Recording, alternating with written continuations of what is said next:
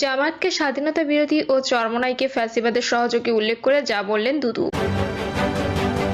সিলেটে ঘন কুয়াশায় দুর্ঘটনার সংখ্যা, বিপর্যস্ত জনজীবন।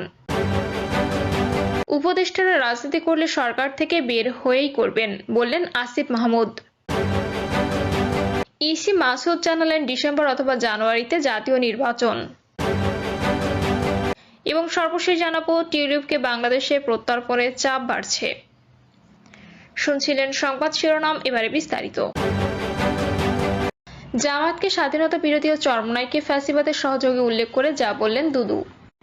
বিএনপির ভাইস চেয়ারম্যান শামসুজ্জামান দুদু বলেছেন, স্বাধীনতা বিরোধী শক্তি ও ফ্যাসিবাদী সহযোগী দলের মিলনে গণতন্ত্র পরিপুষ্ট হবে না, বরং যারা গণতান্ত্রিক ধারায় আছে তারা পরিশুদ্ধ হবে এবং এগিয়ে যেতে পারবে। মেরুকরণ যাই হোক, জনগণ এটিকে অনুমোদন করবে। যারা যেভাবে অনুমোদন করবে সেটাই হবে গণতান্ত্রিক। শামসুজ্জামান দুদু বলেন, রাজনৈতিক মেরুকরণে জাতীয়তাবাদের প্রশ্নে, গণতন্ত্রের প্রশ্নে যার যার অবস্থান থেকে আগামী নির্বাচনকে মোকাবেলা করতে চায়। একটি স্বাধীনতা বিরোধী রাজনৈতিক দল হিসেবে যারা সিল মারা, যারা ৭১-এ পাকিস্তানের পক্ষ নিয়েছিল, এমন একটি দল, আরেকটি রাজনৈতিক দল যারা গত ১৬ বছরে বারবার শেখ হাসিনার অবৈধ নির্বাচনকে বৈধতা দেওয়ার জন্য শুধু নির্বাচনে অংশগ্রহণ করেনি, মার খেয়ে রক্তাক্ত হওয়ার নাটকও আমরা দেখেছি। বিএনপি শীর্ষস্থানীয় এই নেতা আরো বলেন, গণতন্ত্র, স্বাধীনতা, মানুষের অধিকার প্রতিষ্ঠার প্রত্যাশায় বিএনপির মতো একটি রাজনৈতিক দল ১৭ বছর ধরে লড়াই করছে ফ্যাসিবাদের বিরুদ্ধে। আমরা দেশটাকে গণতান্ত্রিক ধারায় ফেরত আনতে চাই, আমরা মানুষের অধিকারকে ফিরিয়ে আনতে চাই। সিলেটে ঘন কুয়াশায় দুর্ঘটনার সংখ্যা, বিপর্যস্ত জনজীবন। ঘন কুয়াশায় ঢেকে আছে সিলেট, দিনভর দেখা নেই সূর্যের। কুয়াশায় বিপর্যস্ত সিলেটের মানুষের জনজীবন। ঘন কুয়াশার কারণে সড়ক মহাসড়কে বাড়ছে দুর্ঘটনার সংখ্যা। বৃহস্পতিবার এবং এর আগে ২ দিন ধরে সিলেটের আবহাওয়ার এমন চিত্রই দেখা গেছে। ঘন কুয়াশার সঙ্গে আছে শীতল হাওয়া। আবহাওয়া অফিস জানিয়েছে, ২৮শে জানুয়ারি থেকে দিন ও রাতের তাপমাত্রা বৃদ্ধি পাবে। আগামী ২৪ ঘন্টা অস্থায়ীভাবে আংশিক মেঘলা আকাশ সহ সারা দেশের আবহাওয়া শুষ্ক থাকার পাশাপাশি শেষ রাত থেকে সকাল পর্যন্ত দেশের কোথাও কোথাও মাঝারি থেকে ঘন কুয়াশা পড়তে পারে। কোথাও কোথাও কুয়াশা দুপুর পর্যন্ত অব্যাহত থাকতে পারে বলেও জানা রয়েছে। সিলেট আবহাওয়া অফিসের সহকারী আবহাওয়াবিদ শাহ মোহাম্মদ সজীব হোসাইন জানান, সিলেট অঞ্চলে আগামী ২৪ ঘন্টায় তাপমাত্রার তেমন কোনো পরিবর্তন আসবে না। তিনি জানান, ঘন কুয়াশা আরো ২ দিন থাকতে পারে। বৃহস্পতিবার সিলেটের সর্বনিম্ন তাপমাত্রা ছিল ১৪.১ ডিগ্রি সেলসিয়াস। ৮ থেকে ১০ ডিগ্রি সেলসিয়াসের মধ্যে তাপমাত্রা থাকলে এটি মৃদু শৈত্যপ্রবাহ। সিলেটের শৈত্যপ্রবাহ না থাকলেও ঘন কুয়াশার কারণে বেশি শীত অনুভূত হচ্ছে। এদিকে শীতের কারণে ভোগান্তিতে পড়েছে নিম্ন আয়ের মানুষজন, বিশেষ করে শ্রমিক ও রিকশা চালকরা। কুয়াশা, ঠান্ডা বাতাসে তাদের জীবিকা অর্জনে কষ্টসাধ্য হয়ে পড়েছে। পাশাপাশি ফুটপাতে রাত কাটানোর ছিন্নমূল মানুষদের দুর্ভোগ চরমে। গরম কাপড়ের অভাবে ঘন কুয়াশার মধ্যে রাস্তার পাশে রাত কাটাতে হচ্ছে তাদের।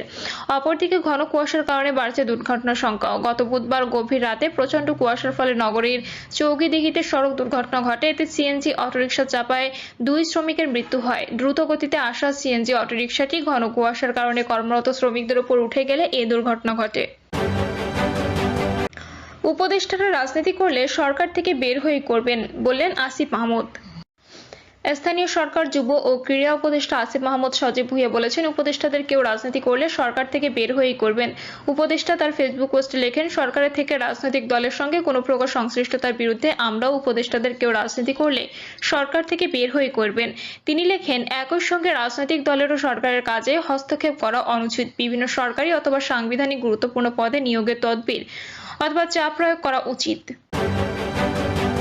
ইসি মাসুদ জানালেন, ডিসেম্বর অথবা জানুয়ারিতে জাতীয় নির্বাচন। ২০২৫ সালের শেষ দিকে বা ২০২৬ সালের শুরুতে জাতীয় সংসদ নির্বাচন অনুষ্ঠিত হবে বলে জানিয়েছেন নির্বাচন কমিশনার আব্দুর রহমান এল মাসুদ। তিনি বলেন, বর্তমানে আমাদের সম্পূর্ণ মনোযোগ জাতীয় সংসদ নির্বাচনের উপর। আগামী জাতীয় সংসদ নির্বাচন নির্ধারিত হওয়ার মধ্যে অনুষ্ঠিত হবে এবং ভোট গ্রহণ হবে ব্যালটের মাধ্যমে। বেলা ১১টায় পটুয়াখালী জেলা নির্বাচন অফিসে মত বিনিময় সভায় তিনি এসব কথা বলেন। ভোটার তালিকা হালনাগাদ ২০২৫ উপলক্ষে এই মত বিনিময় সভায় অনুষ্ঠিত হয়। সভায় সভাপতিত্ব করেন সিনিয়র নির্বাচন কর্মকর্তা খান আবির শাহানুর খান। সঠিক ও গ্রহণযোগ্য নির্বাচন নিশ্চিত করার জন্য নির্বাচন কমিশন কাজ করছে বলে জানিয়েছেন ওই নির্বাচন কমিশনার। ভোটার তালিকা হালনাগাদের বিষয়ে দেশজুড়ে ৩৫,০০০ তথ্য সংগ্রহকারী কাজ করছে জানিয়ে ইসি মাসুদ বলেন, যারা তথ্য সংগ্রহ করছেন তাদের আরও দায়িত্বশীলতার পরিচয় দিতে হবে। অনেক ক্ষেত্রে ভোটার তালিকায় ভুল হচ্ছে, এতে মানুষ সেবা নিতে পারছে না। এ বিষয়ে সবার সহযোগিতা দরকার। তিনি বলেন, আমরা জাতিকে প্রভাব মুক্ত থেকে সুষ্ঠু, গ্রহণযোগ্য, সুন্দর নির্বাচন উপহার দিতে চাই। কোনোভাবেই প্রভাবান্বিত হওয়ার সুযোগ নেই। টিউলিপকে বাংলাদেশে প্রত্যর্পণে চাপ বাড়ছে। বড় ধরনের দুর্নীতি তদন্তের পর টিউলিপ সিদ্দিককে বাংলাদেশে প্রত্যর্পণের চাপ বাড়ছে যুক্তরাজ্যে। দেশটির বিরোধী নেতারা মনে করেন সাবেক লেবার এমপির আইন প্রয়োগের মুখোমুখি হওয়া উচিত, কারণ বাংলাদেশে তার বিরুদ্ধে দুর্নীতির অভিযোগে তদন্ত চলছে।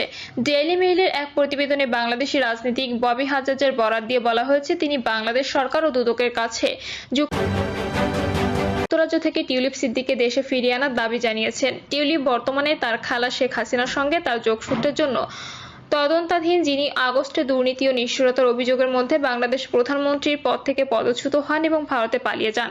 এদিকে ব্রিটিশ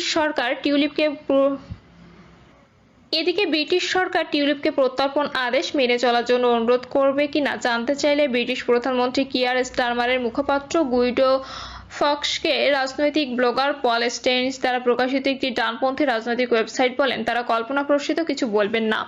টরি নেতা কেমি ব্যাডেনোস প্রধানমন্ত্রী কিয়ার স্টারমারের বিরুদ্ধে টিউলিপ সিদ্দিককে মন্ত্রীর দেওয়ার ব্যাপারে দুর্বল নেতৃত্বের অভিযোগ আনেন এবং মন্ত্রীর সঙ্গে তার বন্ধুত্বের কারণে তিনি কিভাবে প্রক্রিয়াটি বিলম্বিত করেছেন তা নিয়ে প্রশ্ন তোলেন।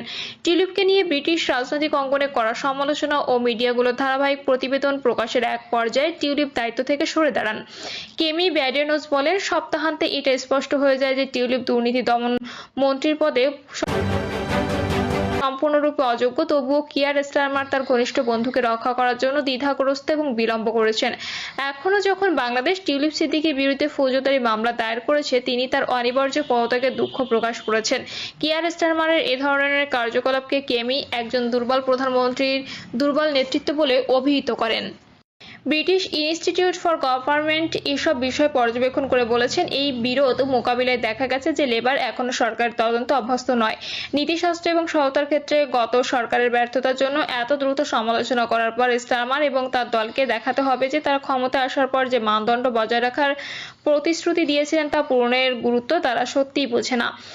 লিবারেল ডেমোক্রেটিক মুখপাত্র সারা ওলনি বলেছেন, এটা ঠিক যে টিউলিপ সিদ্দিক পদত্যাগ করেছেন। আপনি একজন দুর্নীতি দমন মন্ত্রীকে দুর্নীতি কেলেঙ্কারিতে আটকে রাখতে পারেন না। একটি গোপন তদন্তে টিউলিপ সিদ্দিক দুঃখজনক আচরণের নিন্দা জানানোর পর গত 14 জানুয়ারি লেবার সরকার থেকে পদত্যাগ করেন এবং বলেন যে তিনি ব্রিটিশ সরকারের কাছে বাধা হয়ে দাঁড়াতে চান না।